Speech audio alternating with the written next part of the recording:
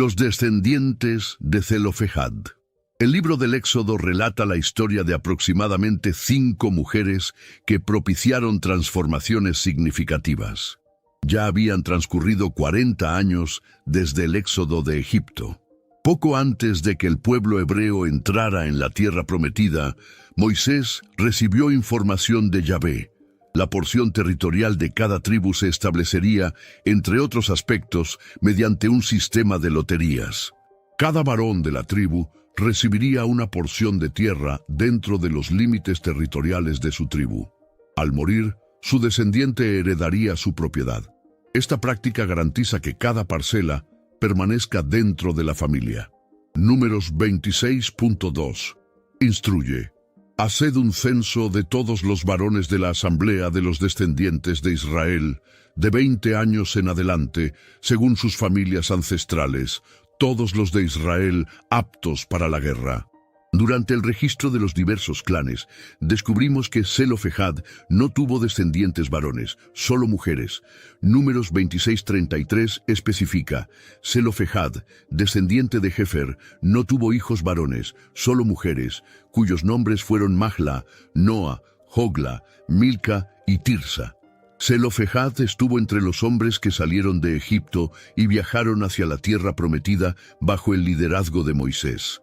Varios de estos hombres perecieron durante la travesía por el desierto.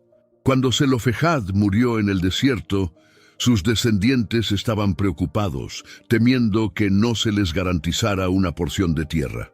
Por esta razón, buscaron la ayuda de Moisés. Durante la crianza de los descendientes de Zelofehad, las mujeres carecían de autonomía para reclamar la herencia de sus padres. Por consiguiente, se encontraban en una situación complicada. Por lo tanto, los 5 descendientes de Zelofehad, descendiente de Jefer, descendiente de Galaad, descendiente de Maquir, descendiente de Manasés, de la tribu de Manasés, descendiente de José, se presentaron con una petición. Estos son los nombres: Mahla, Noé, Hogla, Milca y Tirsa. Se presentaron ante Moisés, Eleazar, el sacerdote, los líderes y toda la asamblea a la entrada de la tienda del tabernáculo, declarando: nuestro progenitor murió en el desierto.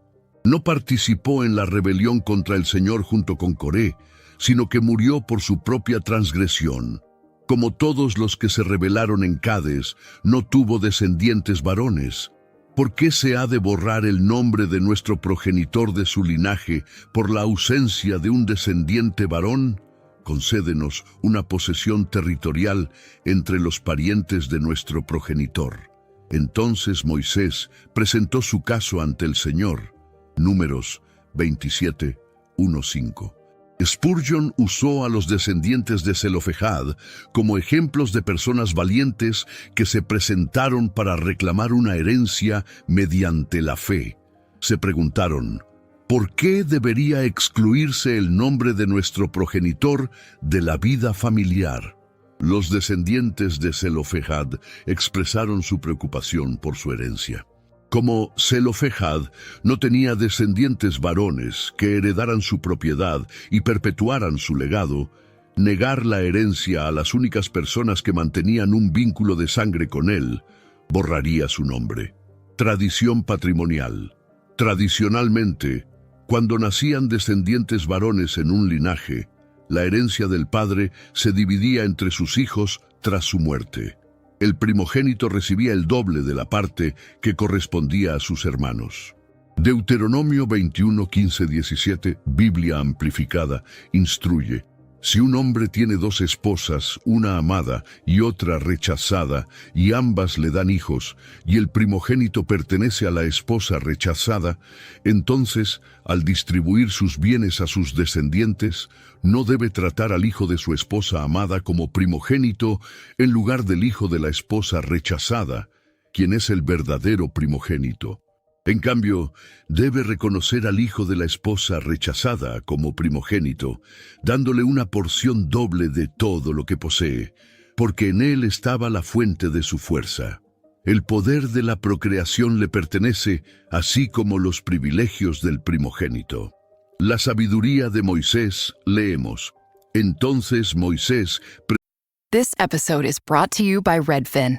You're listening to a podcast, which means you're probably multitasking. Maybe even scrolling home listings on Redfin, saving homes without expecting to get them.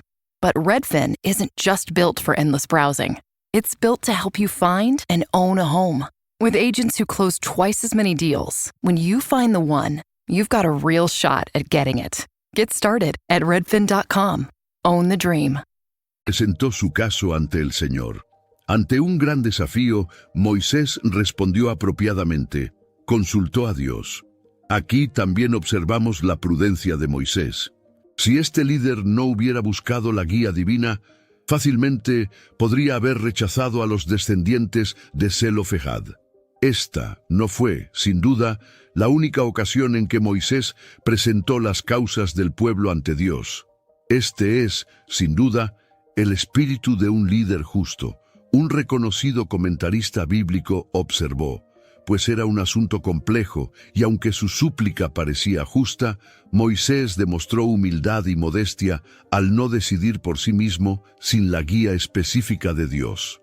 Estos versículos también dan una indicación de cómo habría funcionado la jurisprudencia en Israel. Se establecían leyes generales, luego las excepciones legítimas o consideraciones especiales se remitían a los ancianos y posiblemente al propio Moisés. Él entonces esperaba una decisión del Señor. Números 27, 6, 8 dice: Entonces el Señor respondió a Moisés: La petición de los descendientes de Zelofehad es legítima. Sin duda, les concederás una herencia entre los parientes de su padre, y les transferirás la herencia de su padre. Además, dirás a los israelitas, si un hombre muere sin descendencia masculina, su herencia pasará a su descendencia femenina. Parece que Dios aprobó que los descendientes de Zelofehad presentaran sus preocupaciones a Moisés. En consecuencia, Dios declaró que si un padre no tenía descendientes varones, su herencia pasaría a sus descendientes mujeres. Esta fue una transformación significativa en la ley de herencia de la época y evidenció la justicia de Dios y su consideración por todos sus hijos. Encontramos la expresión dadles. En hebreo, la palabra tiene forma masculina para indicar que las mujeres en esta circunstancia debían gozar del privilegio masculino y que la Canaán celestial, de la cual esta era una representación, pertenecía no menos a las mujeres que a los hombres. Derecho de sucesiones. Estas leyes se establecieron con la expectativa y la convicción de que la tierra de Canaán sería heredada. Esto representó un problema para los descendientes de Zelofehad, simplemente porque eran mujeres de fe que creían sinceramente que Israel poseería la tierra de Canaán. Los descendientes de Zelofehad contribuyeron a clarificar las leyes sucesorias del pueblo de Israel. Debido a la sentencia relativa a los descendientes de Zelofehad, las mujeres fueron incorporadas a la lista de herederos calificados. Se estableció el orden de la herencia: descendiente varón, descendiente mujer, hermano, tío paterno y parientes más cercanos dentro del clan. No se permitía la transferencia de propiedades fuera de la tribu. En Números 36 se menciona de nuevo a los descendientes de Zelofehad. Esta vez, la cuestión giraba en torno a con quién podrían casarse. Surgió un posible problema. Si los descendientes que ahora poseían tierras se casaban con hombres de otras tribus, se integrarían a la tribu de sus esposos y se llevarían consigo las tierras de su progenitor. Dios ofreció una solución sencilla a lo que podría haberse convertido en un problema grave. Dios determinó que los descendientes de Zelofehad pudieran casarse con quien quisieran dentro del clan tribal de su progenitor. Números 36.7, Biblia amplificada dice: Por lo tanto, ninguna herencia de los israelitas se transferirá de tribu en tribu, porque cada israelita conservará la herencia de la tribu de su progenitor, la descendencia tribal. Ninguna herencia debe transmitirse de tribu en tribu. Las 5 hermanas respetaron esta decisión y se casaron con sus primas paternas. Esto preservó intacta la distribución territorial. Números 36.10-11, Biblia amplificada, relata: los descendientes de Zelofehad hicieron lo que el Señor le ordenó a Moisés, porque Mala, Tirsa, Hogla, Milca y Noé, descendientes de Zelofehad, se casaron con las descendientes de los hermanos de... Raise the rudders! Raise the sails! Raise the sails! Captain, an unidentified ship is approaching. Over. Roger. Wait, is that an Enterprise sales solution? Reach sales professionals, not professional sailors. With LinkedIn ads, you can target the right people by industry, job title, and more. Start converting your B2B audience today. Spend $250 on your first campaign and get a free $250 credit for the next one. Get started today at linkedin.com/campaign. Terms and conditions apply. Su padre. A lo largo de las Escrituras, Dios muestra especial preocupación por las viudas y los huérfanos.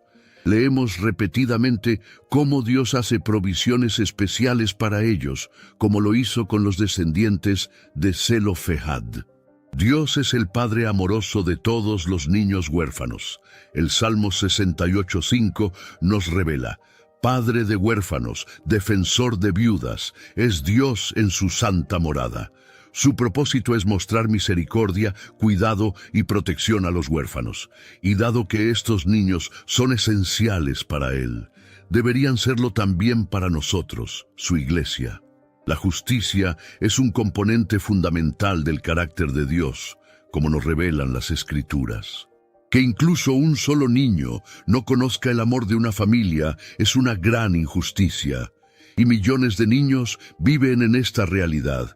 Deuteronomio 10:18 declara: Él hace justicia al huérfano y a la viuda, y muestra su amor al extranjero que reside entre ustedes, dándoles alimento y vestido.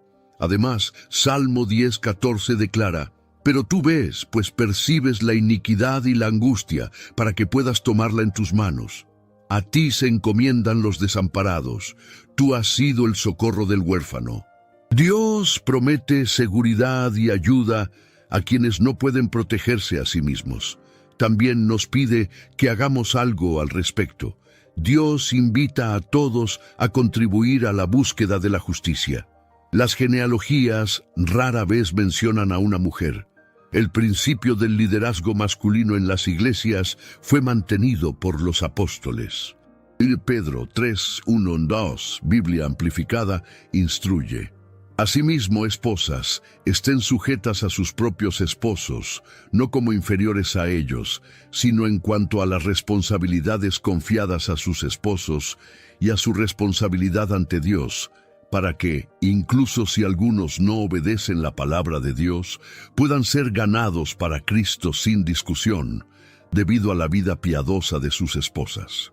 Al ver su comportamiento modesto y respetuoso, junto con su devoción y aprecio, amarán a sus esposos, los animarán y los disfrutarán como una bendición de Dios. La importancia de su acción es innegable. Se acercaron a la entrada del tabernáculo, lugar de reunión de los líderes de las asambleas y, sobre todo, morada del juez de toda la tierra. Buscaban la protección de Dios, conocido por defender los derechos de los vulnerables, asegurándose de que tuvieran un lugar digno en la tierra. Isaías 5:8, Biblia amplificada, advierte: Ay de los que añaden casa a casa y unen campos para aumentar sus posesiones, privando a otros hasta que no hay más lugar para los demás, de modo que tienen que vivir solos en medio de la tierra. La súplica de los descendientes de Zelofehad se hizo justicia y se otorgó a Israel una legislación permanente para defender a quienes pudieran encontrarse en situaciones similares. Este no fue un detalle insignificante en la vida de Israel. La importancia espiritual de este asunto es inmensa. Canaán era el territorio donde Dios establecería comunión con su pueblo. Si alguien era excluido, quedaría excluido de la comunión con Dios. Canaán no era simplemente un lugar para habitar, tampoco era un mero símbolo de la nueva tierra y la nueva Jerusalén. Mediante la instrucción que recibirían allí, hombres y mujeres entrarían en el reino de Dios. Por lo tanto, no era un asunto trivial. Estas mujeres fueron informadas, pero aún más importante, fueron valientes. Con valentía llevaron su caso ante Moisés.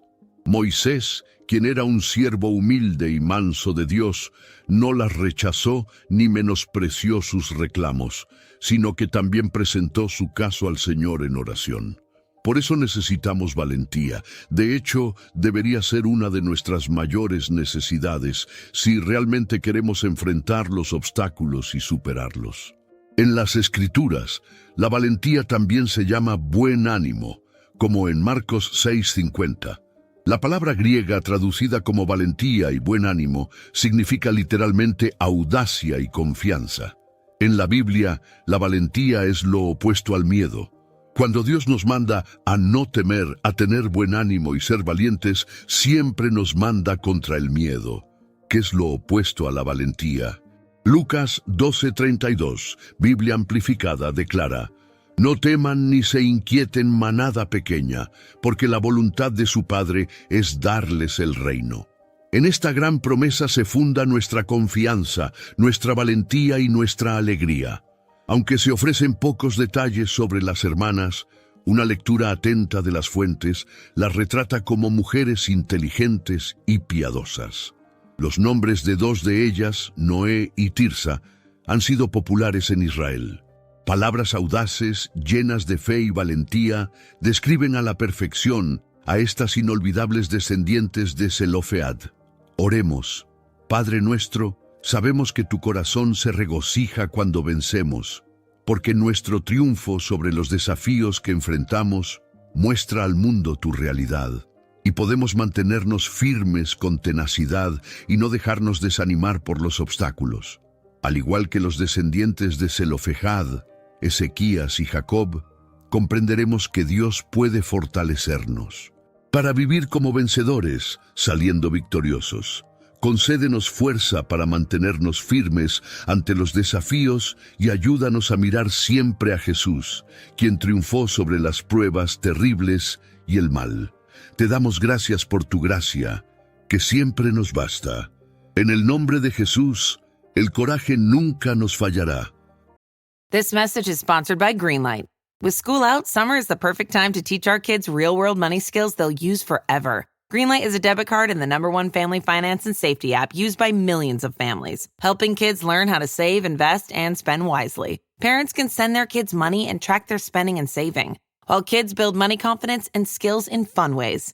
Start your risk-free Greenlight trial today at greenlight.com/Spotify. That's greenlight.com/Spotify. Amén.